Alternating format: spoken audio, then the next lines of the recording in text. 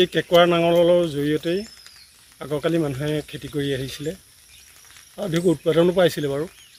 এতিয়া সময়ৰ প্ৰতি লক্ষ্য ৰাখি কিছুমান আহিলাপাতি যন্ত্ৰৰ ওলোৱাৰ লগে লগেই খেতি পথাৰত ট্ৰেক্টৰ, ডাঙৰ ট্ৰেক্টৰ, পাৱাৰ টিলাৰ মানে কৰিবলৈ ল'লে, কিন্তু এই বস্তুবোৰ হেৰাই গৈছে। মই 6-7 বিঘামান মাটি কৰোঁ গোটেই গৰুৱে, আৰু ট্ৰেক্টৰো কৰোঁ, পাৱাৰ টিলাৰো এখন আছে বাৰু। কিন্তু গৰুৰ নাঙলটোৰ তাৎপৰ্য একচুৱেলি নাইকিয়া হৈ আহিছে। আজিকালি প্ৰজন্মই সেইখিনি নাম সুধিলে একচুৱেলি ক'ব নোৱাৰা হৈ আহিছে। আৰু মৈ কাক কয়, নাঙলটো কাক কয়, জলিখন কাক কয়, আউটডাল কাক কয়, এইখিনি আজি প্ৰজন্মই চিনিয়ে নোপোৱা হৈ আহিছে।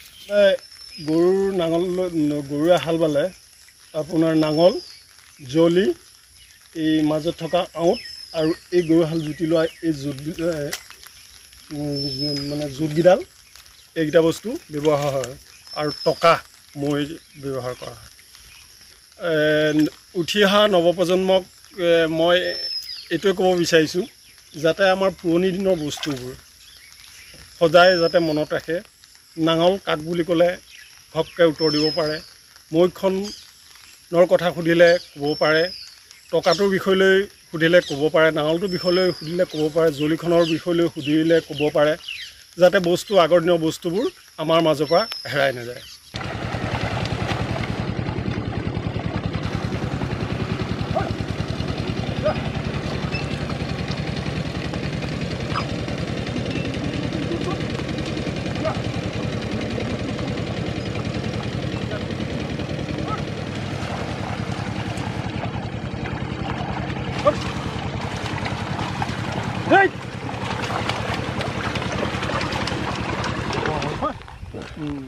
আগতে খেতিও হৈছিলে।